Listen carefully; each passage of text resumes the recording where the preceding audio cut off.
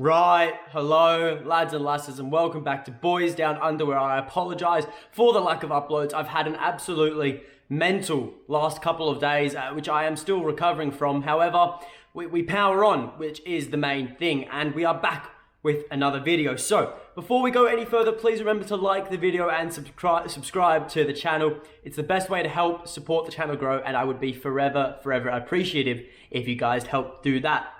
But without further ado, let's get into it. So, as this is, an Aussie-based Celtic channel, we have Big Ange as our manager, one of the best Australian managers of all time, if not the best. And it has been very evident how he has gotten the best out of his fellow countryman Tom Rogic this season. And so it raises the question, why should Celtic not invest in more? Now look, during recent times, there's been an abundance of Aussies in the Scottish Premiership. And this is excluding Tom Rogic as well. Look, you've had Cammy Devlin joined Hearts from the A-League from this season. You've got Daniel Arzani was here on loan. Unfortunately, injuries absolutely ruined that for him. But, we can't discredit that. Martin Boyle, he's at Hibs and absolutely killing it. Jackson Irvin's been at Celtic in the last decade, and he's been at other numerous Scottish clubs. Jamie McLaren, he's absolutely killing it in the A-League the last couple of years. He was at Hibs, I think it was, a couple seasons back. Look, the list goes on and on and on. And look, I don't see why not have a look at others who could come in to this Celtic team and really bolster the squad. Now, just as a disclaimer, before we go any further, none of these players have actually been linked to Celtic, and none of these players have actually expressed an interest in joining to Celtic. There's been no news on it. What this is, it's more of an informative video from my Aussie perspective on some Aussie footballers who I think could come into Celtic and really help bolster this squad for the rest of the season. And not even for the rest of the season, in future seasons as well. So, yeah, none of these guys have been linked. It's just me doing some great bloody research. So, the first player is, in fact, from the A-League, which, if you don't know, is the top tier of football in Australia. And it is Melbourne City's right back, Nathaniel Atkinson. Now, if you're unfamiliar with the A-League and you're unfamiliar with Aussie football, you won't know much. You probably haven't even heard of Nathaniel Atkinson before, which is fair enough. I don't blame you guys. But to tell you straight from the off, he is a special lad. Like, he's 22 years old, and he currently plays for Melbourne City in the A-League. And look, he's a natural right back, and I have been saying this. However, he is very versatile. He can play anywhere, up and down the right flank.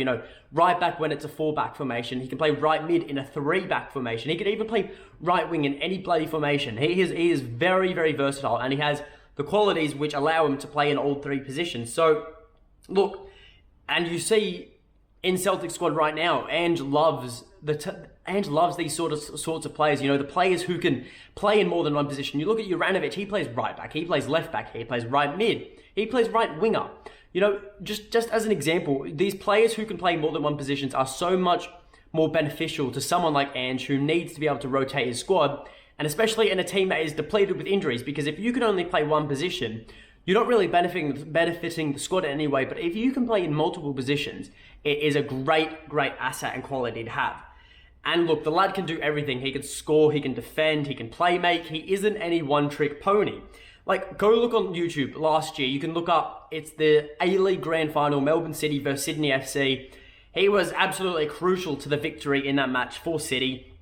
You look at, in his most recent match, he came on as a super sub with around 15 minutes to go. He scored the winner in a 1-0 win for Melbourne City. He is a very good footballer, and he's only 22 years old. The lad is young, and he has to be one of the most exciting and promising talent in Australian football as of right now. A strong performance in the Olympics. He went to the Olympics and played for the Olyroos, Olyroos is the younger version of the Australian national team. So you have the Socceroos, then you have the Olyroos, which is the under-23s. And he got sent out, and because we put our under-23s in the Olympics, he went and played, and he was one of the most impressive footballers there. He backed it out, and he was a standout for Australia. And a call up to the Socceroos is now a matter of when, not if, because everyone knows he has the quality. It's just the fact that Australia actually have quite a few good right backs. So he's down the pecking order a bit, but give it 2-3 years, he will be playing match in, match out for the Socceroos. And look, we look at Celtic squad right now, we do have Anthony, Cafu, Ralston, Dino, and we also have Juranovic. But like I said earlier, the versatility of Atkinson would be instrumental and would really bolster Celtic squad heading into the back end of the season. And look, his contract runs out in January, so, that opens up the options of, a loan move with option to buy, a loan move with him staying at the club after, a pre-contract agreement.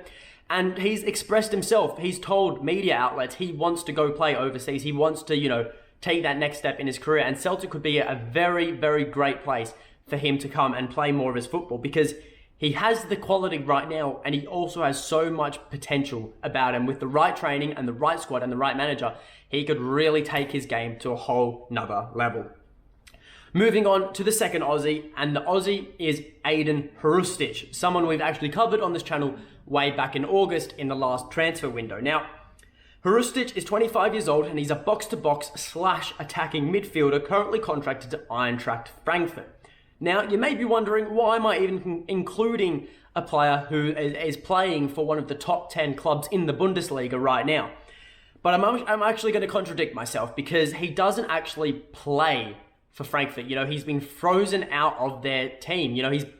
He rarely makes the bench anymore. He does make the bench a lot, but he rarely comes on.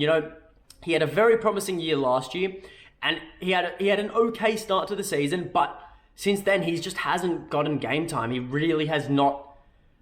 It's not as if that he doesn't have the quality, because there's a quality footballer in there, but he isn't getting the game time, and he isn't getting the opportunity to showcase his talents and force his way into the Frankfurt starting 11. Now, he's 25 years old, so he's entering the prime of his career, and as a footballer, in these years where you're not in the back end of your career, you're still, you're entering that midpoint, that perfect physical state for football. You want to be playing week in, week out, and he could be a very handy pickup for the back end of this season. Now, even let's say if it's a loan move for 6 months until the end of the year, just to give him some regular game time, Frankfurt, I'm sure, would be willing to let him do that. It could be very beneficial for both parties involved. He plays in two positions where Celtic lack extreme quality depth. Centre mid, we've got David Turnbull and Callum McGregor, but when you have them two playing in the same team, you have to move McGregor forward and Baton at CDM, which isn't bad, but then it rises the issue of attacking mid, where we don't have that flair behind as a backup to Rogic. We don't have anyone with the same flair as Rogic does, so when he isn't in the team, you can see we lack a lot of creativity going forward, and Hrustic can really bring some flair and bring some quality into that attacking mid role. He's a great footballer. He's very calm on the ball. His ball distribution is very, very good. And his free kicks are mental. He's a dead ball specialist. Go look him on YouTube. Honestly, I can't play it on here because of copyright issues, but you could go look up Aiden Hrustic free kick, and you will see some screamers. Without a doubt, you will see some screamers of free kicks. But look, as I was saying, 6 months, get him in, give him consistent game time.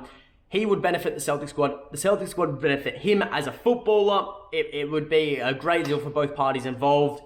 And I think, I'm not saying it's going to happen. I'm not saying it will happen. I'm not saying we're linked to it happening. But if it did happen, I would be all for it, is the bottom line.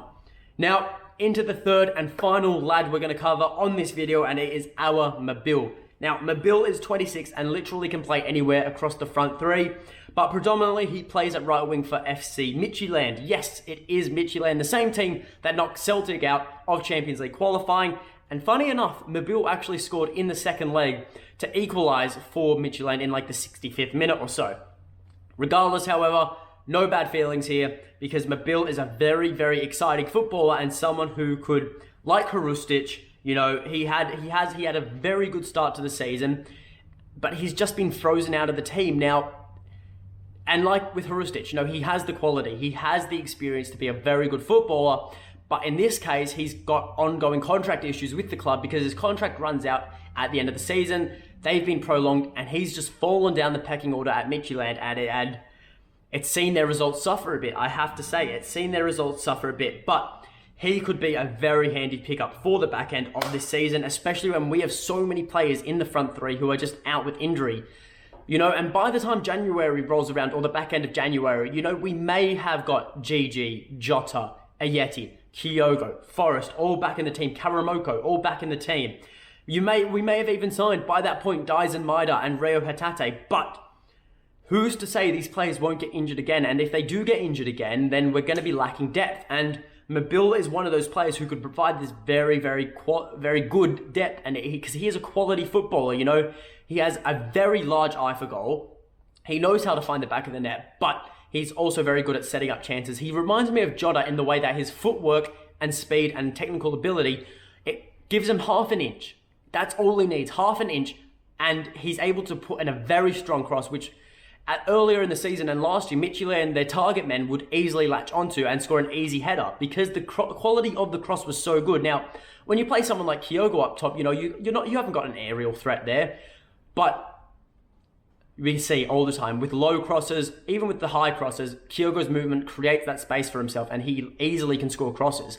So bringing someone like Mabil into this team, not only does it reinforce the front three, but it provides such a great attacking outlet and some flair and some creativity. He's one of those players that the fans would love because he plays exciting, fast-paced forward football. And look, I think to sum up, like I said with Hrustic, no way is this deal expected to happen. No way has there been any rumors of this happening, but if it did, I would be all for it because I think Mabil is a very, very exciting and very technically gifted footballer.